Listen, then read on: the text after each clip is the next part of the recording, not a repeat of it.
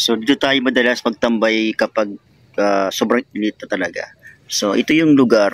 So dito way back 2020 or 2021. So isa itong lugar na wala kang makikita mga pine tree o yung mga aguho. So ngayon, yung sa dulo guys, ginagawa na siyang camping site. So maraming tayong nakikita mga mahilig maghamak. And then dito ako madalas talagang maghamak. Actually doon ako mahilig maghamak, doon sa mayroong nakahamak na. So tapos nakita ko to medyo okay na. So dito ako naghamak. So pwede naman siyang gawing hamak sa kabila. So pwede hanggang 3 rito. 1, 2, 3. So pwede hanggang 3. So tol, doon pwede tayo maghamak. So next travel natin, pwede kayo pumunta dito. So actually marami naman kami hinahanap na mga ganitong klaseng lugar kung saan pwede makakapag-relax. Hindi mo naman kinakailangan ng isang mahaling resort o kaya ng isang magandang lugar para makapagpahinga o makapag-rest. So kailangan mo lang maghanap at maging artistic. Hindi, tamang ano lang,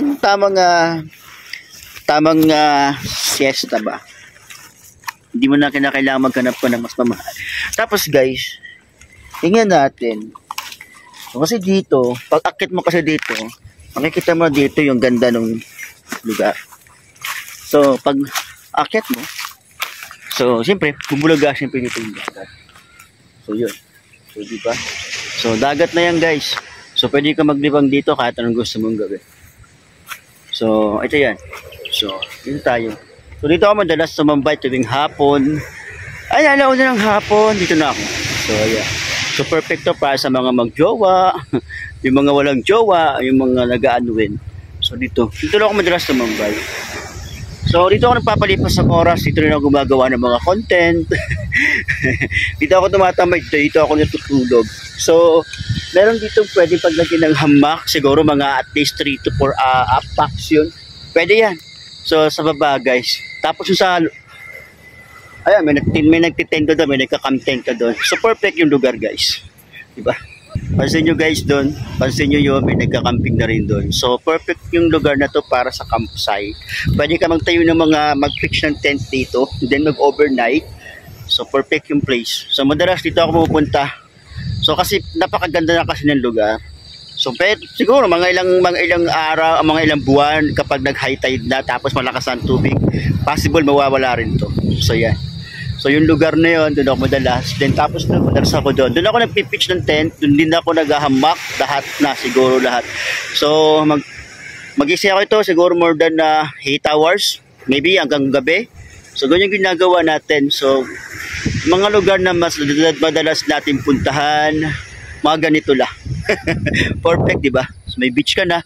Tapos meron ka pang pitching for tent. Tapos doon pwede ka maghamak. Doon pwede ka maghamak. Then pwede ka din maghamak doon sa lugar na yan. So perfect guys. So ito yung tinatawag na Corazon Aquino Boulevard. Longest boulevard sa buong Pilipinas guys. Yeah. So ayan. Ito si Kuya. Nakabike lang yan. Tatambay lang. Ginagawa na rin sa timba. Tambayan. So ngayon magpapakapra tayo. Babalik tayo sa labas. Kasi it's almost 5 o'clock na yata. Or maybe 6 o'clock. So, kailangan ko na rin mag-gano. So, ito guys, dito, pwede ka maghambak dito. So, kailangan lang talaga mong linisin kasi medyo madumi. Pero kapag nakikita na siguro to ng mga tao, tapos makita nila kung gaano ka-perfect yung lugar, yung mga mahihilig maghambak. So, please, itong lugar na to, napaka-perfect. So, try natin Chad and daitin yung gala. Pamahan nyo naman ako dito minsan. Ayan. O, diba? Okay guys, pagkapat tayo. Siyempre dahil gusto ko na ipakita yung ganda nung hapon dito. Yung sunset. Para makita ninyo. Then kung gusto nyo mag-overnight, pwede rin. Lahat ng pwedeng gawin. Pwede ka mag-bonfire. Yan, guys. Diba?